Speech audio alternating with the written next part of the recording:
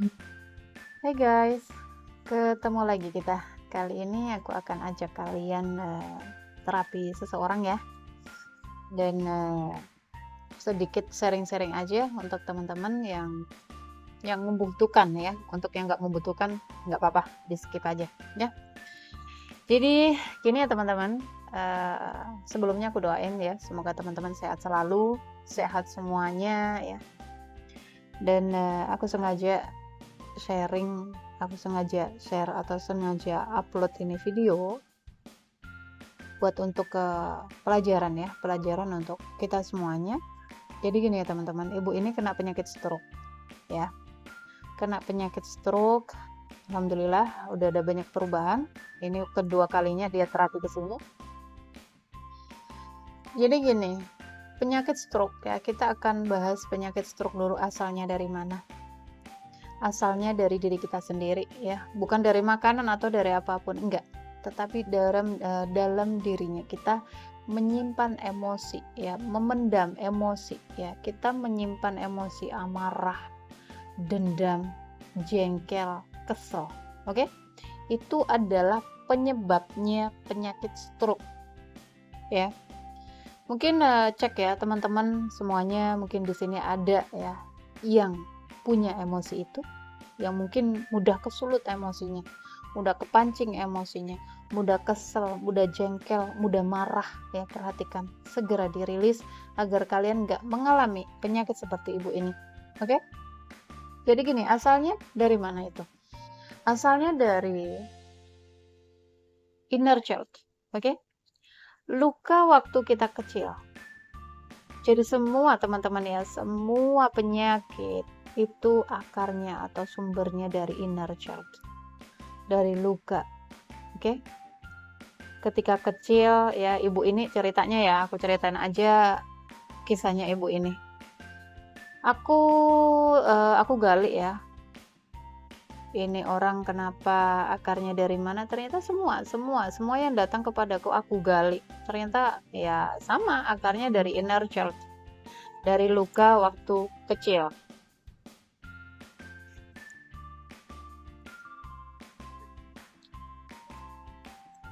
Cerita ibu ini ketika kecil ya, ketika aku tanyain, ibu kecilnya sering dimarahin ya, sering dikekang ya gitu. Oh iya katanya, ayah saya orangnya galak, jadi tegas gitu, galak. Kesana nggak boleh, kesini nggak boleh, ini nggak boleh, itu nggak boleh, sering dimarah-marahin. Akhirnya dia kesel ya, dia pengen marah tapi nggak bisa. Anak kecil ya takut, di situ ada takut, ada rasa takut. Biasanya hanya bisa menangis, bisanya hanya bisa ke kamar gitu, ngambek ya, jengkel. Di situ kan menyimpan tuh. Nah, ketika kita di umur 1 tahun, no, itu di kandungan ibu ya. Ketika di kandungan ibu umur 1 tahun, 2 tahun, 3 tahun, hingga 12 tahun sampai sekarang itu. Jadi ketika kita kecil, memori kita itu menyimpan teman-teman. Ya, alam bawah sadar itu menyimpan peristiwa-peristiwa ya yang kita lalui. Makanya terkadang kita masih ingat tuh peristiwa-peristiwa masih kecil ya.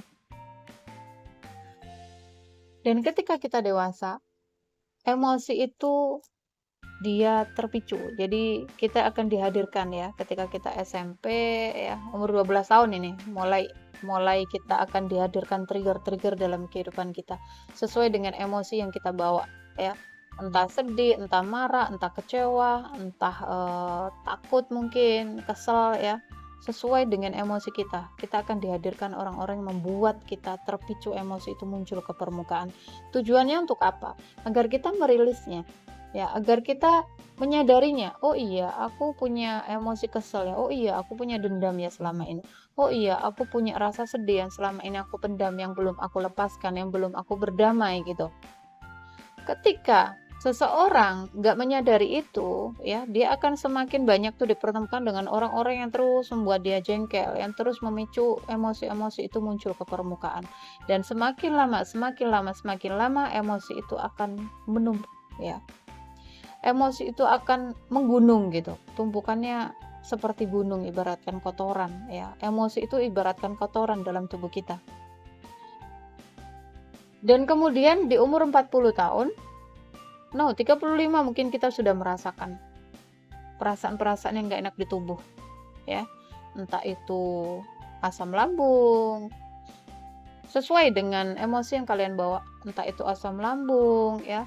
Kemudian GERD, kemudian asam urat mungkin, diabetes mungkin, kolesterol mungkin, ya. Kemudian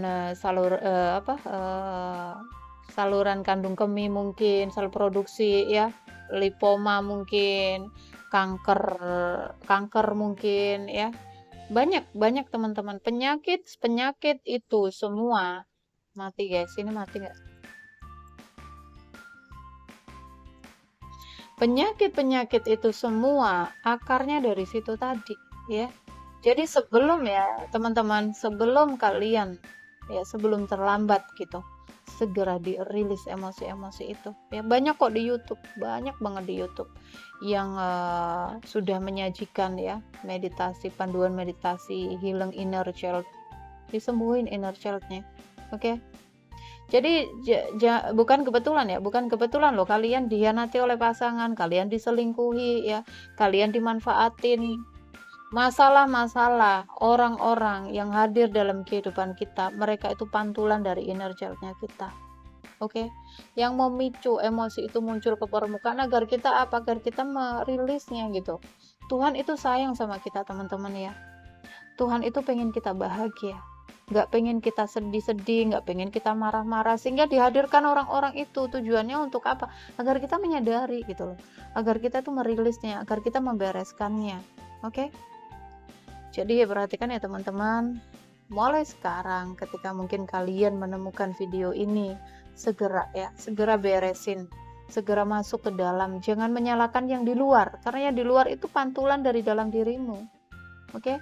Kekacauan yang di luar, kejadian-kejadian yang di luar, itu hanya pantulan, hanya proyeksi alam bawah sadarmu.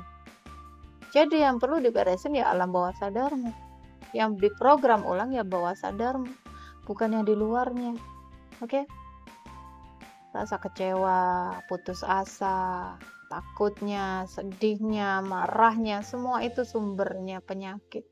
Akarnya penyakit kalau nggak diberesin. Oke, ntar umur 40 tahun baru merasakan itu, baru kerasa tuh. Jadi solusi kita bukan ke dokter atau kemanapun, solusinya ada di dalam diri kita sendiri. Jadi masuk ke dalam ya, segera selesaikan, dirilis ya, diberesin, berdamai, disadarin semuanya. Gak harus ke aku teman-teman ya, aku sering banget sampai gak harus ke aku, banyak kok di YouTube itu yang menyajikan meditasi inner child ya, meditasi healing apa itu, cari. Kalau kalian nggak berhasil, baru kalian cari seorang mentor ya, cari seorang pembimbing gitu, terapis ya. Aku di sini ada setiap hari Minggu ya, kalau teman-teman di Jawa Timur ya bisa datang ke tempat aku. Setiap hari Minggu aku ada meditasi healing inner child gratis, itu di jam 4 ya, di jam 4 sore.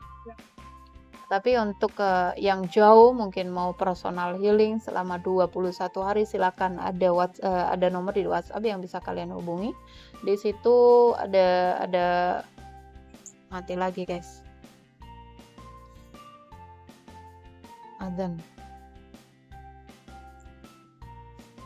Di situ kalian akan dibimbing selama 21 hari melalui media telepon ya, durasinya 30 hingga 45 menit ya. Tetapi nggak tentu, biasanya karena sharing-sharing dulu ya, Kak aku hari ini seperti ini, apa yang harus aku lakukan, bla bla, banyak ya.